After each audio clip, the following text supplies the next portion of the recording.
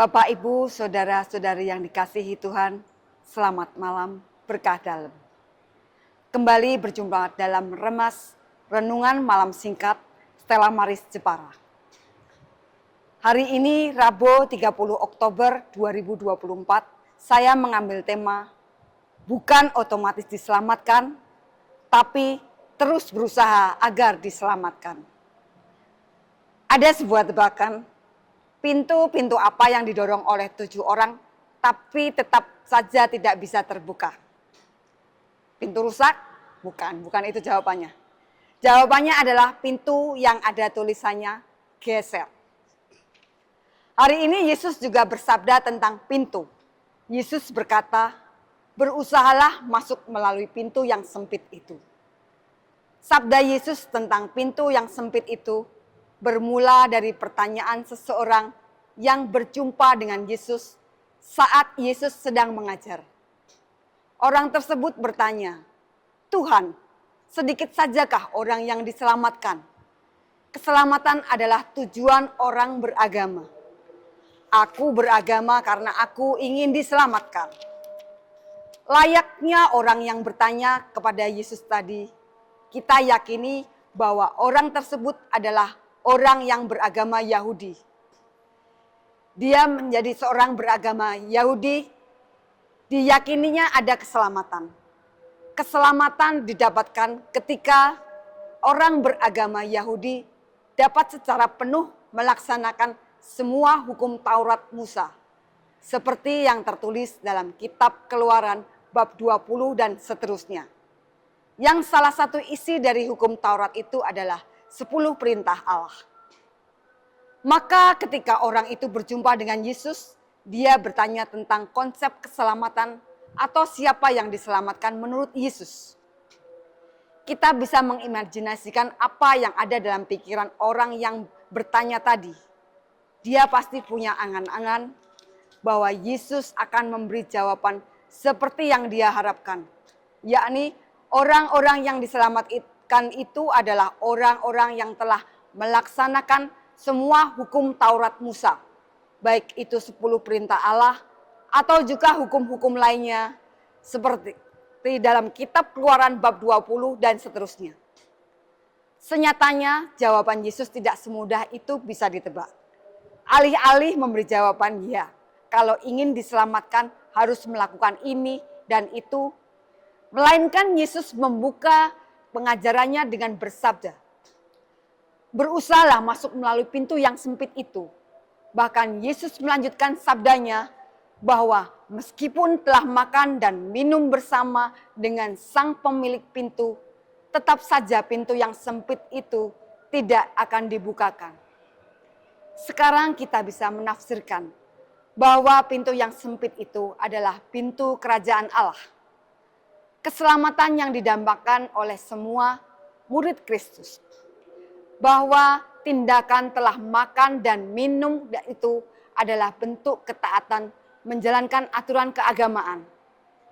Bahwa orang yang mengetok-ngetok pintu adalah orang-orang yang merasa otomatis diselamatkan karena telah menjalankan semua aturan keagamaan. Pesan relevansi bagi kita, salah satu tantangan menjadi orang Katolik adalah sifat puas diri. Puas diri apabila telah melaksanakan semua aturan gereja Katolik secara ketat. Sifat puas diri akan memunculkan kesimpulan yang kurang tepat bahwa otomatis tindakan itu sudah teramat baik dan otomatis akan diselamatkan. Sifat puas diri itu juga akan meredusir tindakan-tindakan lain yang sesungguhnya masih perlu dilakukan untuk mencapai keselamatan. Contohnya, yang penting taat beragama. Yang penting taat beribadah. Yang penting taat aturan gereja, pasti masuk surga. Tidak perlu repot-repot melakukan hal yang lain lagi. Ketaatan kepada aturan gereja itu baik dan perlu dilakukan.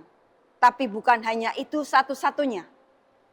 Tetap diperlukan dan sangat dianjurkan untuk melakukan usaha-usaha lain selain mentaati aturan agama.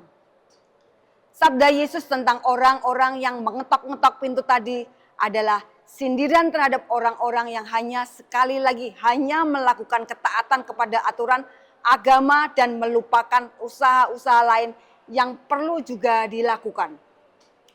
Bukan otomatis diselamatkan, terus berusaha agar diselamatkan. Tidak cukup hanya dibaptis tanpa berusaha melakukan yang lain. Tidak cukup hanya menjadi orang Katolik tanpa berusaha melakukan yang lain. Tidak cukup hanya menikah secara Katolik tanpa berusaha melakukan yang lain. Setelah kita mentaati aturan agama, selanjutnya kita melakukan usaha-usaha lainnya. Apa contohnya usaha-usaha lain itu? Kita bisa mengambil contohnya dalam bacaan pertama. Berusaha agar diselamatkan dengan cara anak-anak menghormati orang tuanya. Orang tua jangan suka marah-marah kepada anaknya. Para pekerja menaati kehendak pimpinannya. Melaksanakan pelayanan dengan rela tanpa mengharap imbalan. Atau bila diperluas, maka kita berusaha untuk melakukan pertobatan agar diselamatkan. Pada akhir Injil Yesus bersabda, orang akan datang dari timur dan barat, dari utara dan selatan, dan mereka akan duduk makan di dalam kerajaan Allah. Artinya, ada kelompok lain atau golongan lain selain dari bangsa terpilih yang juga akan menerima kesempatan diselamatkan itu. Sebab mereka bertobat dan menerima pengajaran Yesus. Kita perlu berusaha melakukan pertobatan.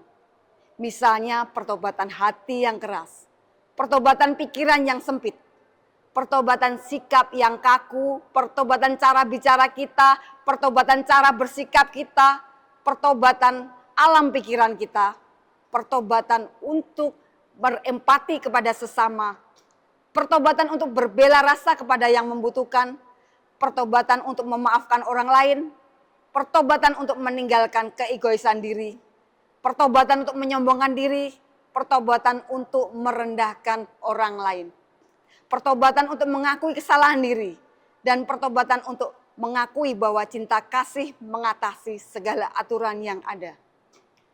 Maka kesimpulannya adalah, bukan otomatis diselamatkan, tapi terus berusaha agar diselamatkan.